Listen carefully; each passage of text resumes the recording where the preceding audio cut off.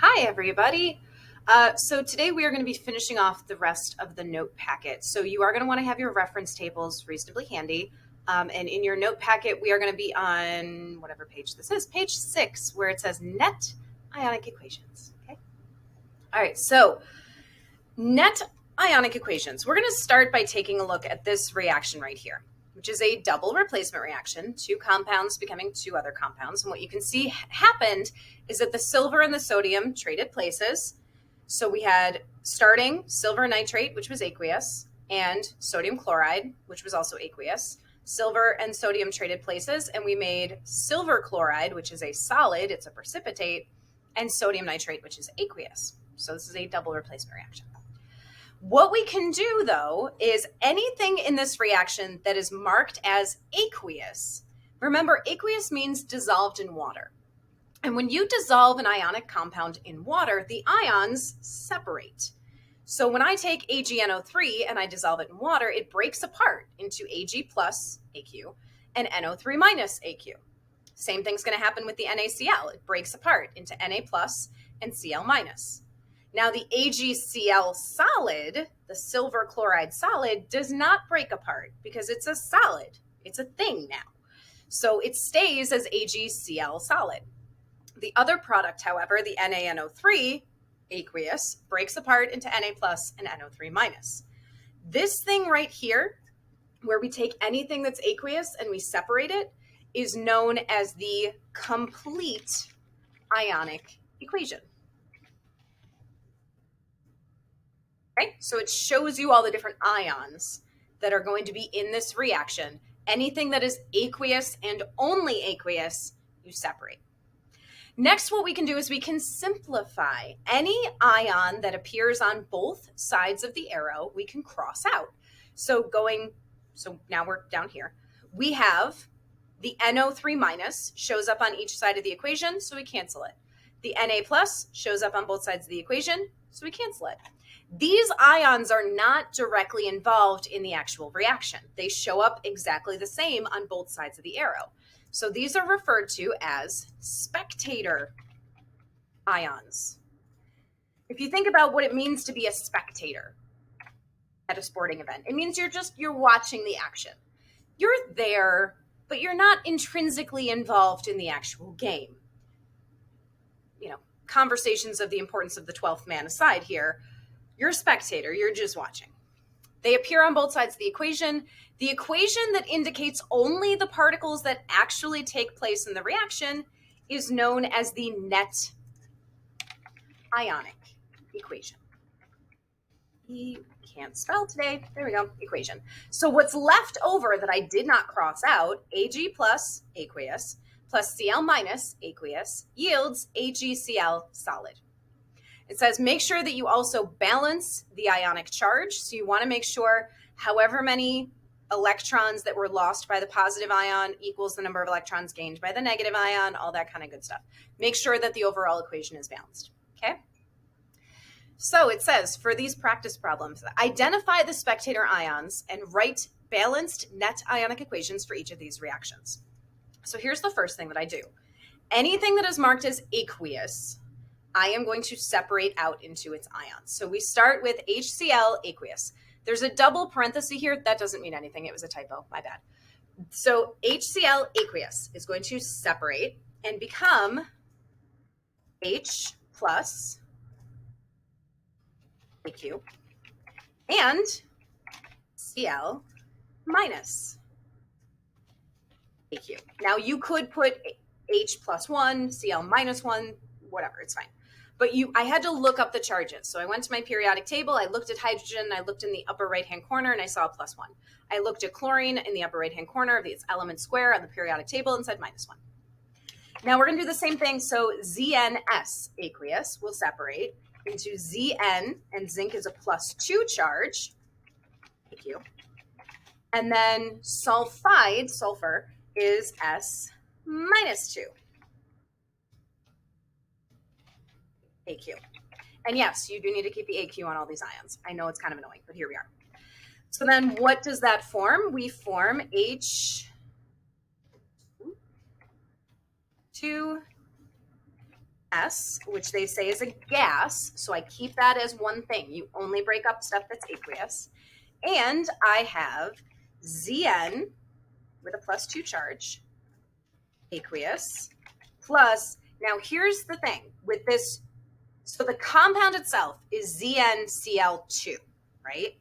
When it breaks apart, what happens is that you have one Zn +2 ion and two Cl -1 ions. That's what this compound actually looks like, right?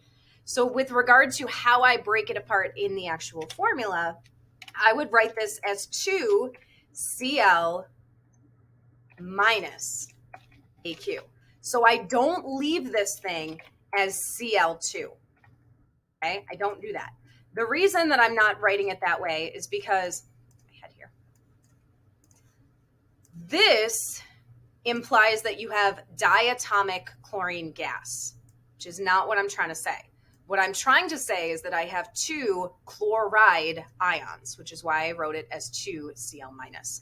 So the subscripts in the compounds become coefficients when you break the things apart in the complete ionic equation. So this is my complete ionic equation. That's what this is. The next thing that I do then is I cross out any ion that appears on both sides. So I have, let's see, Zn +2, Cl minus, Cl minus. Okay. So they wanted me to actually identify those. So I might even say spectator ions. We have Cl minus and Zn +2. Okay. So then to write the net ionic equation, so this is my net ionic, would be everything else. So I have H plus AQ plus S minus 2 AQ becomes H2S. Yes. And then make sure it is balanced. I have 2 hydrogen on my product side. I want to make sure I have 2 hydrogen on my reactant side, so I'm going to put a 2 in front of the H+. Now, another way to do this problem, guys, you could have started by balancing the original equation. And if I had done that, I would have put a 2 in front of the H2 here, which would then change this so that I'd have 2 here and 2 here. You can do that as well, which would make that 2. It doesn't really matter. Either answer is correct. Just make sure that your final net ionic is already balanced. So I opted to balance at the end. You could start by balancing and then just make sure that you carry those balanced coefficients into the actual equation. Okay? All right. Take a look at our next one down. We have Cl2 plus NaBr becomes Br2 plus NaCl. So we have a gas on my reactant side, something that's aqueous, a liquid on my product side, and something that's aqueous. So I want to start by writing out my complete ionic equation. So I have Cl2 gas, so leave it alone, plus, so NaBr aqueous. That's going to break apart into Na plus AQ and Br minus AQ. React to form Br2 liquid plus NaCl aqueous is going to break apart into Na plus AQ and Cl minus AQ. So this is my complete ionic equation.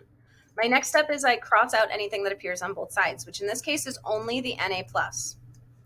So my spectator ion here, there's only one spectator ion and it's the Na plus. Okay. So my net ionic equation would look like this. We would have Cl2 gas plus, should be a minus. Sorry, that's a negative. My bad. Plus Br minus AQ, arrow, Br2 liquid plus Cl minus Q. And then to balance, I'm going to put a 2 here and a 2 there. Okay.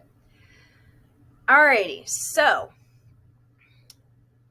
how do we feel about this? Let's do one more together. I want to do one more together. Let's go down and do C down here. I will key out the rest of this page and I will post the key in Google Classroom. So what I would recommend is after this video, after we've done one more problem together, try at least one on your own. Okay, sit down and try at least one, and then open up the PDF file and double check your answer. Okay, you are absolutely going to see at least one of these problems on your test on Friday. So make sure that you know how to do them, would be my recommendation. Okay. All right, so we're going to do C down here, where we have CaOH2 aqueous plus H3PO4 aqueous yields Ca3PO4 aqueous plus H2O liquid. Okay. So watch how I separate this out. CaOH2 is going to separate into Ca plus 2 AQ plus, remember, this little coefficient, the 2 outside the parenthesis, refers to this entire polyatomic ion. So I have 2 OH negative. Gosh, I keep doing that. Negative AQ. Now, if you wanted to, you absolutely could put this polyatomic ion in parentheses. If that helps you see it a little better, that's not a bad strategy, but you don't have to. So then this would be added to, see, H3PO4 is going to separate into 3H plus AQ and, parentheses here, PO4, which gets a negative 3. And I know that based on table E, the polyatomic ion table. Okay. So then there's my arrow. On the product side, let's see, we have 3 Ca plus 2 AQ plus 2 PO4 minus 3 AQ plus H2O liquid. So that stays as a thing. So this is my complete ionic equation. Next thing that I do, I cross out my spectator ions. So Ca plus 2, those go away. PO4 negative 3, PO4 negative 3, those go away. So here's what I'm left with. Move my head. There we go. So my, well, I guess I should say spectator ions equals Ca plus 2 and PO4 minus 3. Again, if you wanted to put parentheses around the PO4, you could, just to make sure it's really obvious that that negative 3 goes to the entire thing. So then I have my net ionic equation, which would be OH minus AQ plus H plus AQ. AQ becomes H2O liquid.